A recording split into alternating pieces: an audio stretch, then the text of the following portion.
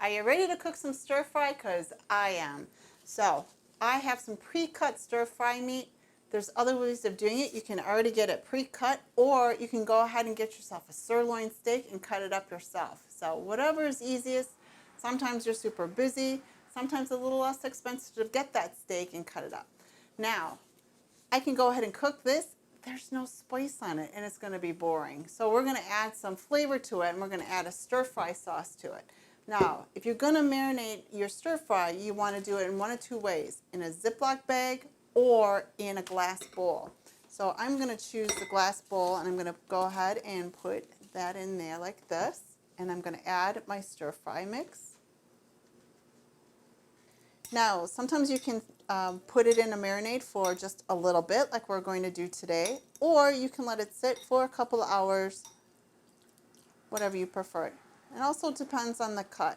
For tougher cuts of meat, you wanted to have it in a little bit longer. For sirloin, you can go ahead and mix it like this. If you use a top round, you're going to want to have it marinated for a couple of hours. The next thing is I'm going to get a nice skillet, and I'm going to spray it so that way the meat doesn't stick. And then I'm going to turn it on and get to about a medium heat. One cool thing about cooking a stir fry is that there isn't a specific cooking temperature. Ground beef, you have to cook it to 160 degrees. But with stir fry, you want to go ahead and put it in the pan and stir it around, thus the stir fry, until the pink is gone. So that way it's not fully cooked, and when you add the vegetables, it all gets done in the end. The other thing is I want to have a clean bowl. This is my raw bowl, but this will be my cooked bowl. So never will I take the raw meat out and then put cooked meat back into that raw bowl. So I'm going to put this over here so I can take it right out of the skillet and put it into the clean bowl. The other aspect of this is I'm going to make sure that I'm not going to take this whole thing and dump it into the pan. We're going to do what's called batch cooking and cook a little at a time, and I'll explain why. If I were to take this whole bowl and put it in there, it would cause a steaming effect and make the meat really tough. And then as you see here, I'm moving it around to get all the sides nice and brown. Now, if you were to have a marinade, I wouldn't take any of the marinade and add it to the cooked meat either. If you have a little extra stir fry from the bottle or something from a packet or something that you've made yourself, you can add it later, but don't ever add from the raw to the cooked. That's really important. Now, as you take a look here, I'm going to take out pieces that I know are cooked because there's no more pink. I don't want to overcook it and make it tough.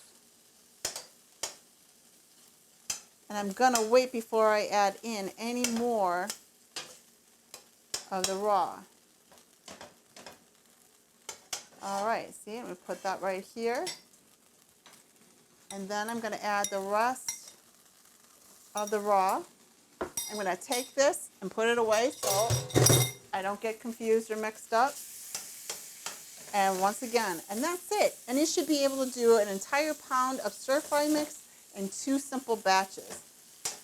Now don't worry about that meat that's over there. It's going to stay warm, and you're actually going to be putting it back in the pan because usually with the stir fry you add vegetables and you add other things with it, and you're going to go ahead and make your vegetables, add that meat, and you're going to add flavor everywhere. And they'll heat it right back up again, and that's why you want to just wait until the pink is gone, and you don't want to overcook it because it'll cook a little bit more. And that's the simple way of doing a stir fry. For more information about stir fry and cooking with beef, go to beefitswhatsfordinner.com. Thanks.